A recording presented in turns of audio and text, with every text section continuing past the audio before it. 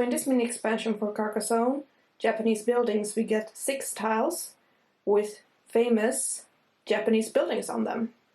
2 of the tiles have 1 road on them, and the rest is just the building with farmland around it. Let's take a closer look at the buildings.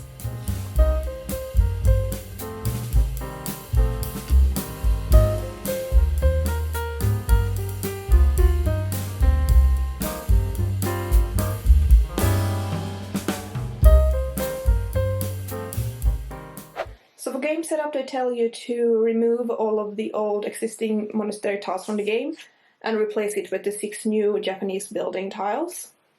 When you draw one of these new tiles, you place it according to the normal rules. I look at the board, find a good place. This is a pretty good place.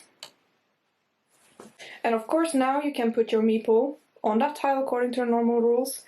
On this tile you can either put a farmer down or you can put the meeple on the building itself.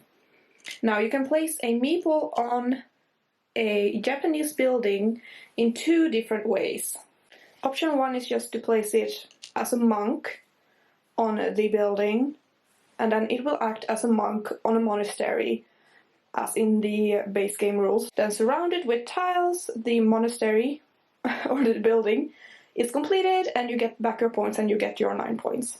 The second option is to place it on its side.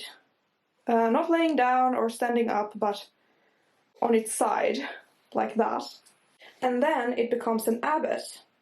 Now this is a little bit confusing because we already have abbots in the game, or it's a mini expansion, but the abbot mini expansion comes with all base games in Carcassonne already in it, which comes with this abbot meeple.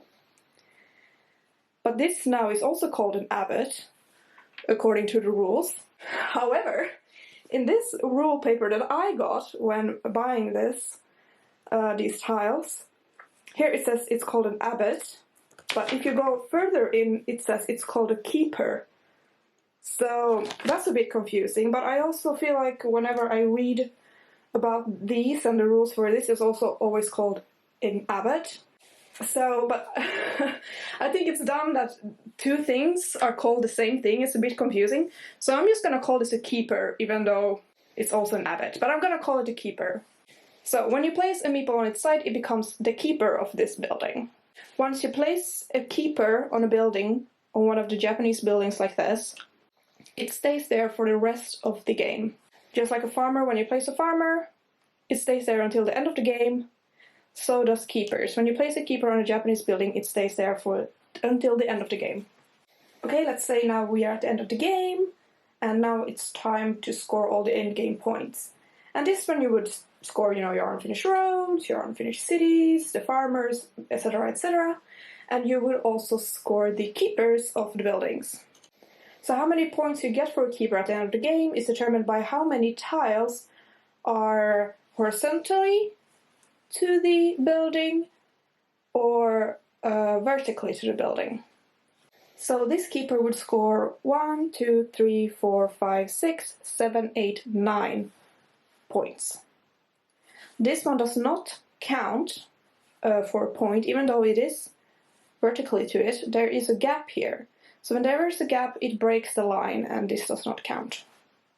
Okay, let's say we've reached the end of another game, and it's time to score the end game points. As you can see here, we have 2 different kinds of placements of the meeples on the buildings. We have 1 monk on an incomplete building, and because he stands as a monk, this building pretty much acts as a monastery and is scored in that way. And we have 2 keepers on buildings. Let's score the monk first. So this monk gets 6 points. It's exactly how a monastery would work. So the surrounding tiles, the tile itself, 6 points, and you return your meeple.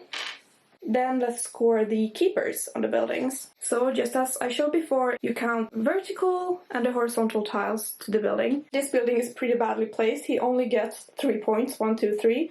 There are no tiles horizontally to him. This one is horizontally to him, but there's a gap here, so it does not count. So poor guy only gets 3 points. This pink guy gets 1, 2, 3, 4, 5. So this pink guy gets 5 points. In my example with the buildings with keepers on them, the keepers got very few points. But if you're playing an actual big game of Carcassonne, you can actually get quite a lot of points from them, as long as you don't end up with a lot of gaps in your map at the end of the game. In this example, this keeper would get 16 points at the end of the game, and that is pretty good. If you already own the, I believe it's German Monasteries, this works exactly the same as German Monasteries. The rules are exactly the same, but instead of German monasteries on the tiles, it's the famous Japanese buildings. I'm not the biggest fan that the same rules apply to both German monasteries and Japanese buildings. It feels a little bit, I don't know, well, reused, because it is reused. Couldn't they come up with something different? In the base game, the only way you can lock a meeple is to place it as a farmer, then it's locked there for the rest of the game. It's kind of cool that there's another way you can lock a meeple stuck in the game until the end. I do believe that these tiles are actually designed by a different artist or by another illustrator, a Japanese illustrator, which I think is really nice. They are very pretty. I really enjoy these tiles. However, I don't think it shows up very well on camera, or maybe it does, I'm not sure. But these monastery tiles are a bit darker than all of the other tiles that I have. They don't really blend in very well because they are darker.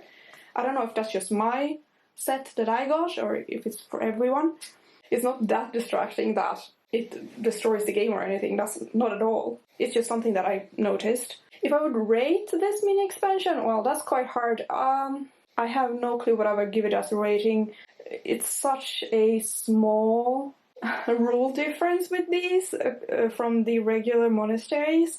I do really like the rule of the keeper scoring at the end of the game. I really like that it is very simple. You can teach this to anybody. So maybe I would give this a 4, somewhere around there. Yeah, so in conclusion, it's a really nice, very small mini expansion for Carcassonne. If you are a collector of the tiles and really want to collect all of the tiles, then yeah, do get it. If you're really into Japanese buildings, then yeah, do get it. But for the gameplay itself, I don't think the tiles are necessary at all. You can just take the rules and apply it to your regular monasteries if you like. Or you can get the German monasteries instead if you like German buildings more than Japanese buildings. So yeah, that was Japanese buildings. Thank you so much for watching.